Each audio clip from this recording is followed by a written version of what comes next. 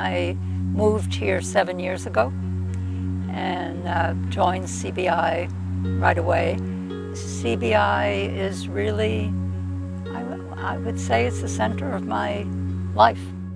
I think what attracts me so much about CBI, a couple of things. One is the diversity. I think it's incredible that really anybody can find a home here and feel accepted, regardless of the level of their traditional religious involvement or what their interests are. What I love about this community at CBI is the way we are trying to support each other to live a more beautiful life and asking how do we do that Jewishly. I love being a part of CBI because of the relationships I've gotten to build here, from the youngest members of our community showing me the cool flower they just discovered to some of the oldest members in the community teaching me about the weekly Torah portion or about the history of this synagogue in Northampton. And it's really important to me to be able to build an intergenerational community here. For me, it's all about community. If it's been at Gan Keshet or at CBI for services, that our people are here. You come and there are people, literally people from all walks of life coming to the farm to share food and relationships. People coming from the survival center, people coming from the neighborhood, people from Gan Keshet. The collaboration that's happening here with so many organizations in town, I feel really good about being a part of it. What makes CBI special to me is the community. It's family to us. We've been members, my wife and I were members for more than 50 years. We raised our children in this synagogue and we just consider it a family. For me, it's the opportunity to continually expand my sense of what it means for me to be Jewish, both historically, spiritually, religiously. For the longer term future, I see CBI as sort of the anchor to a large Jewish community center here in Northampton. The farm, the synagogue, perhaps a renovated synagogue, the property over there where the water building is, the school, of course, too. So I just see a large Jewish campus with a very large community of people of all ages, all degrees of connection to their Judaism, coming together and exploring just what it means to be a member of a Jewish community. CBI means community, it means second family, it means a place like home.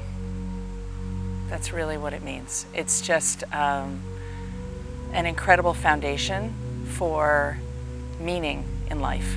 And it's a place to get restored, to feel uplifted, to feel energized, to feel connected to what's good in the world, to make good things happen. The future is literally all around us right now, in all of the young families, in all of every age that's invested in creating this vibrant, exciting, meaningful, spiritually grounded, social justice-oriented community. Shalom. My name is Beth Goldstein, and I am co-president of Congregation B'nai Israel, along with Joel Feldman. As much as I wished I was giving this speech in person to you tonight, I am relieved that no one has to see me sweat. I started planning this speech a year ago. Yes, I was a little nervous, but I was planning it while I was listening to my former co-president, Rachel Hanna, give her speech last Kol Nidre. Her words were so inspirational and uplifting, and I started to think about what I wanted to say. While I was mulling over topics in my mind, I felt a pull behind me.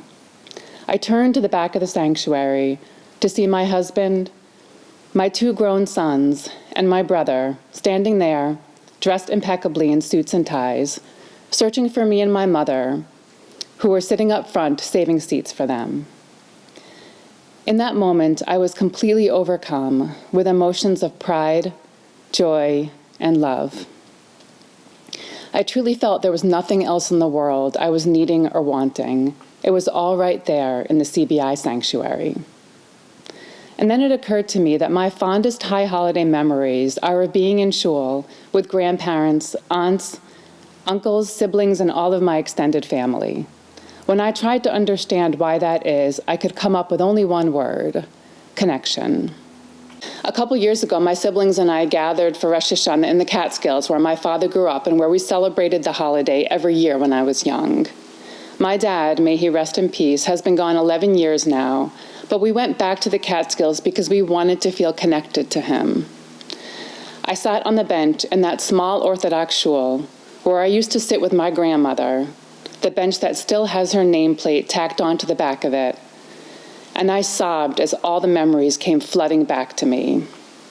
It wasn't a sad cry, but rather a cathartic one, as I paused and made room in my life to remember all the people that I loved and cared about.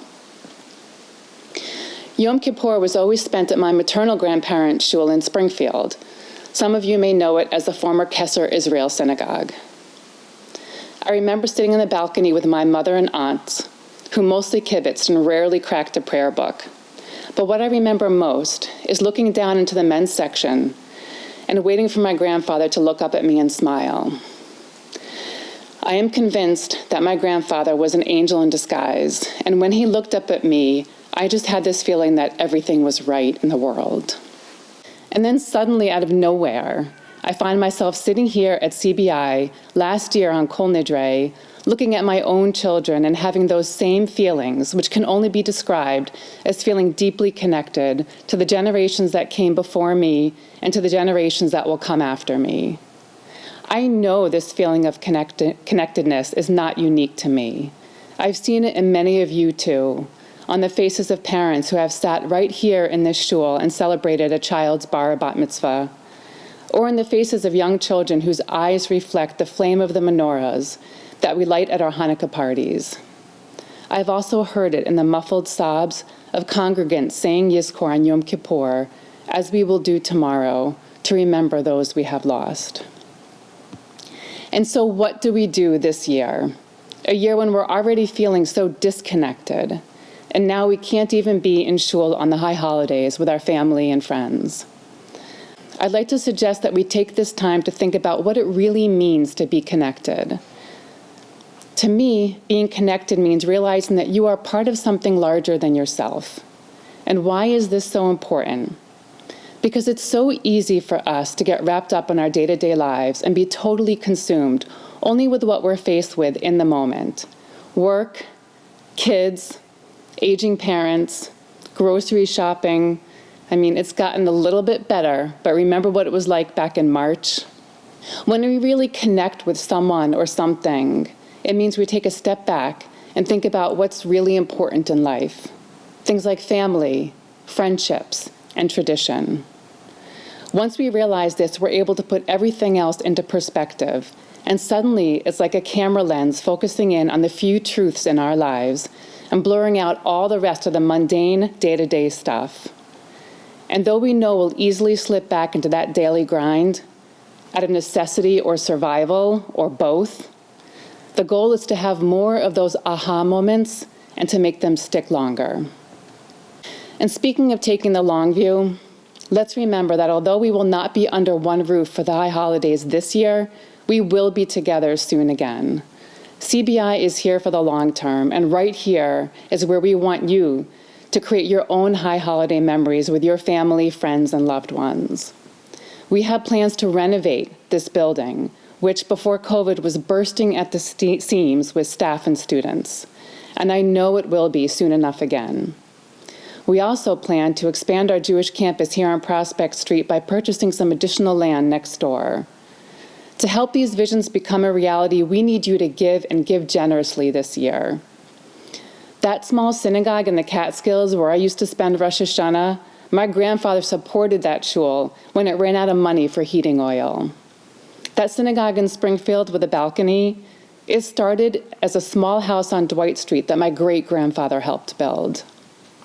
When you give this year, think about what you want CBI to be for you, for your children, for your grandchildren, and for this Northampton Jewish community.